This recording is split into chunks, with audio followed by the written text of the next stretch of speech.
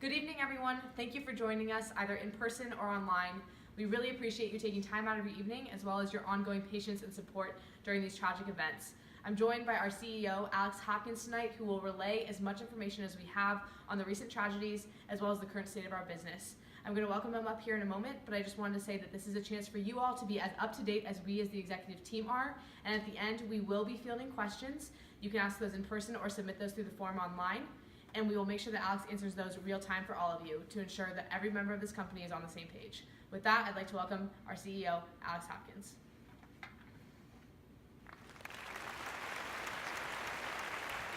Thank you, everyone, and good evening. Thank you once again for being here, and thank you, Meredith, for the introduction. I appreciate that.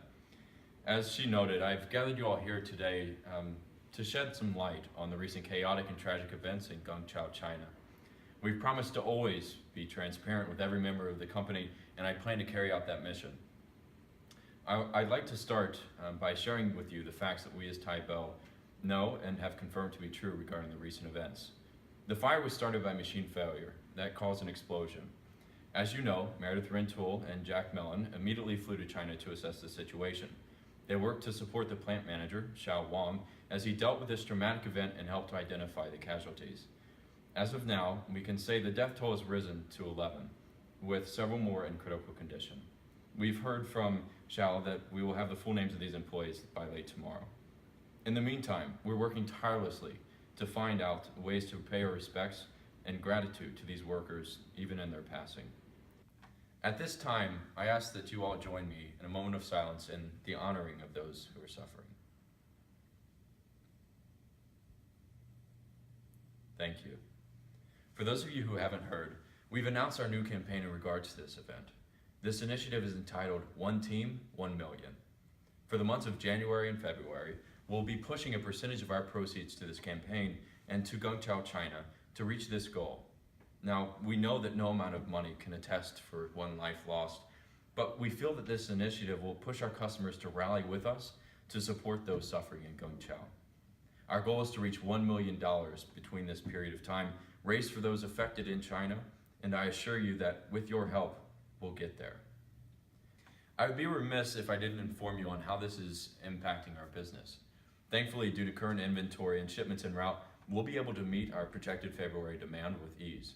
And after speaking with Xiao, we've decided that it's in our best interest to cease all Taibou production from that factory indefinitely. Our continued presence in China will now be focused exclusively on helping our Nichuan family recover from this week's tragic events. In the interim, we've entered into contract negotiations with Nature USA to begin manufacturing our products on American soil. Yes, we will be bringing the production back to America. Until we have finalized a contract with Nature USA, we cannot say for certain the longevity of this partnership, but we are hoping to work for them for several years. We will continue pressing forward, united as one team, just as we always have. Though we continue to grieve for those affected by this tragedy, let us be proud of the strides that we're taking forward. Now, I appreciate your patience and most certainly your understanding during this time as we as an executive team handle these issues. And at this time, I'd like to open it up to the floor for questions from you.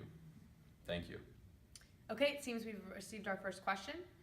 The question asked by one of our employees is, will we still be outsourcing, or will employees that lost their jobs get them back now that we are potentially producing on American soil with Nature USA? Yeah, and I can take that one. You know, what I can say is that Nature USA is still a third-party vendor, but what we are doing is bringing these jobs back to America. While we can't say at this time we're replacing the Taibou's employees back into their original positions, we can say that we are employing Americans at this time, and that we will work feverishly hard to ensure that those that have been laid off are taken care of. Okay, our next question is, how will we ensure that this plant is safe as opposed to China? I can go ahead and take this one. I assume when you say this plant, you mean Nature USA. I actually recently got back from China, and when we were there, Jack and I spoke directly with Xiao about the conditions of the plant, and we assured that we were not mistaken to believe that this plant did in fact meet our high standards at Taibou. There is some concern as to whether or not workers have ever been expected to work unreasonable hours. And to that I will say, while that is unfortunate and absolutely does not align with our mission here at Taibou, we have to relinquish some of our power to this third party. They manage themselves, and this is an issue that we continuously run into when using a third party. It's the same for us as it is for any of our competitors or anyone else in this space. That said, by moving our production back to America, we do believe that we'll be able to have our finger a little bit more on the pulse of what's going on in our manufacturing plants, and in doing so, we will be able to ensure that they are meeting all of our standards with absolutely no exceptions.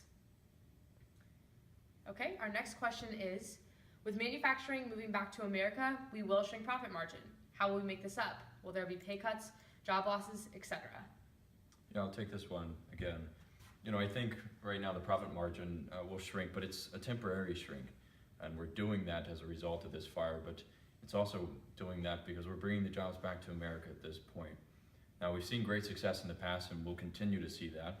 We had 6% annual growth rate in sales over the last year, and we expect to see that growth continue as a result of our strong core values and our strong products.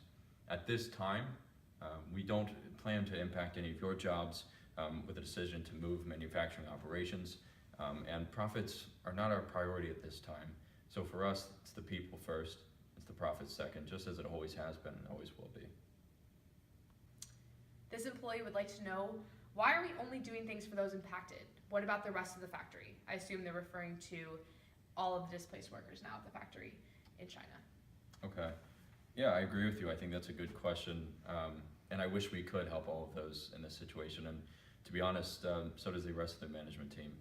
But consider that helping those people would be an opportunity cost that would cost a lot more than we could afford at this time. There were 1,400 workers. What I can assure you is that we're doing everything we can for those who have been affected. With this new promotion, we plan to really have an impact in their lives and in helping in their situation. And we really think that that's going to make as strong of a benefit as we could see fit. And I would add to that we cannot forget about the responsibility that we have to our shareholders. While it would be, of course, generous and perhaps ethical to support every worker that was displaced by this horrific fire, we do need to keep in mind that we have a commitment to our shareholders to continue being profitable. They have faith in us, and I think it would hinder our reputation greatly if we were to take the losses necessary to compensate all 1,400 workers for the loss. Thank you. At this point, we have time for one more question. The question says, you said that we will be able to meet our February demand, but what if this One Team 1 Million campaign spikes demand? Yeah, and we've been working very closely with our financial team and our operations to identify that we have a substantial amount of inventory that would be able to cover somewhat of a spike in demand. And to be honest, I can't say that we would be unhappy with that happening. We would be very excited, and it would be wonderful to see the support from our customers wanting to not only help those, but also support our business. I absolutely agree.